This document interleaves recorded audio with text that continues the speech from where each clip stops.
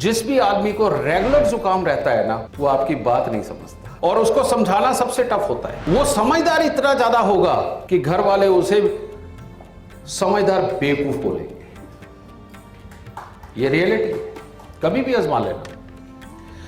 और इन लोगों का होता यह है कि जिसके ऊपर गिर गए उसे सबसे अच्छा दोस्त बनाएंगे, लेकिन जब उसकी जिम्मेवारी अपने पे पड़ेगी इमीडिएटली उसे दुखी होकर के ना उसको छोड़ने का रास्ता ढूंढते फिरेंगे। ये खराब बृहस्पति की निशानी।